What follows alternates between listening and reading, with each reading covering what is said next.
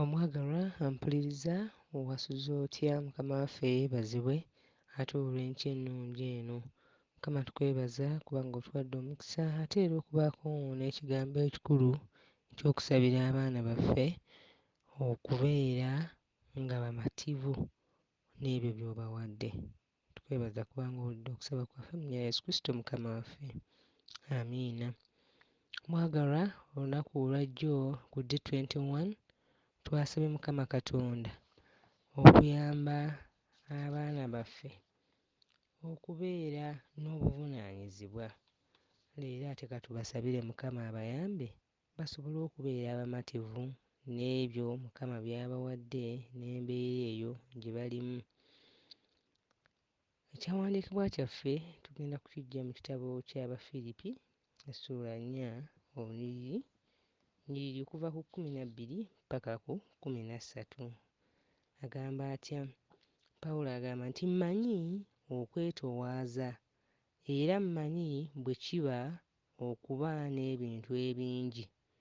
Mu buli kigambo ne mu bigambo byonna nayiga ekyama ekiri mu kukkuta ne mu kulumwa enjala, okuba n'ebingi era n'okuba mu bwetaavu. Nnyinza okukola byonna mu oyo ampa amaanyi. Mu Luzungu agamba atya? I know what it is to be in need and I know what it is to have plenty. I have learned the secret of being content in any and every situation, whether well fed or hungry, whether living in plenty or want. And verse 13, I can do all things through Christ who gives me strength. So we took that reading from the book of Philippians chapter 4 verses 12 to 13.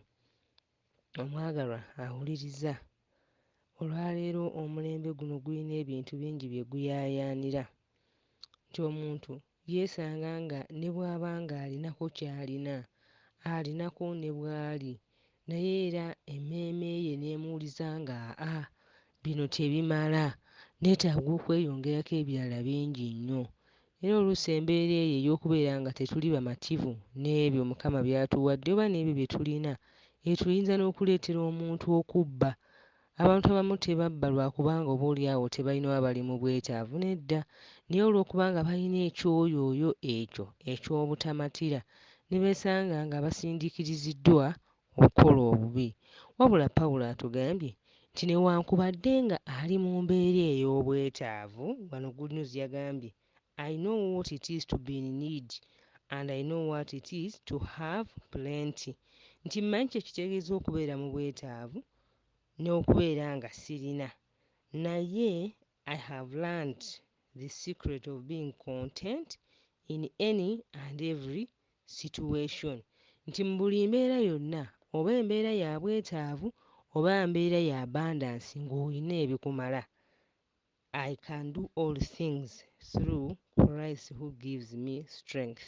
Nti ekiyinza okukutangira okubeera nga ovaabira, obeera nga owulira nga kino tekikumala kino tekikumala, kwe kumanya nti mu byonna oba mu buli mbeera yonna mw'oli, Mukama Katonda y'ayinza okukuwa amaanyi okuvvuunuka embeera eyo. Tusabe Mukama Katonda ayambe abaana baffe. Waliwo obulamu bwe buba nga ddala obulamu si bwangu, embeera ng'ekalubyemu kubanga tuli mu lutalo luki olunene. Omulaba alwana naffe, alwana okulaba ng'atumalamu essuubi, alwana okulaba ng'atusuula mu kibi. Kaakati y'ensonga lwaki tulina okusabira abaana ffe nti mu buli mbeera yonna gye balimu, oba ya bwetaavu oba nga balina gye beetaaga ebibamala, kabayige okubeera nga bamanya nti tebalina kye bayinza kukola naddala mu bulungi, naddala ku lwa Mukama, okuggyako nga batunuulidde Mukama Katonda, batunuulidde Yesu Kristo nga asobola okubawa amaanyi agali fiziko oba amaanyi ag'ebyomwoyo agasobola okuyamba okuyimirirawo wakati mu kusendebwasendebwa, wakati mu kuwulira nga tomatira. Mukama Katonda atuyambe ffe ffennyini tumusabe ekisa kye atuyambe tuyige okubeera abamativu. ate Mukama ayambe n'abaana baffe yonna gye bali, abaana abato, abaana abavubuka, abantu abakulu. Abaana baffe nga baana bakulu balina obuvunaanyizibwa obw'enjawulo.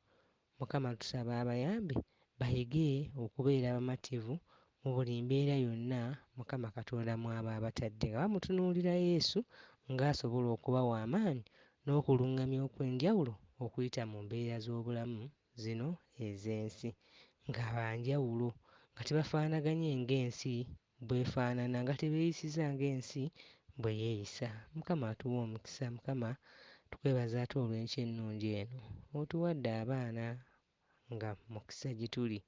Mukama tuli mu nsi erina ebisoomoozo eby'enjawulo, ng'oluusi weesanga mu mbeera ey'ebbula nga tolina, ate oluusi ne weesanga ng'olina. Mukama mu mbeera zonna ezo tuyambe okumatira naye nga tutunuulira ggwe Yesu okubeera eky'okuddamu kyaffe mu buli mbeera yonna.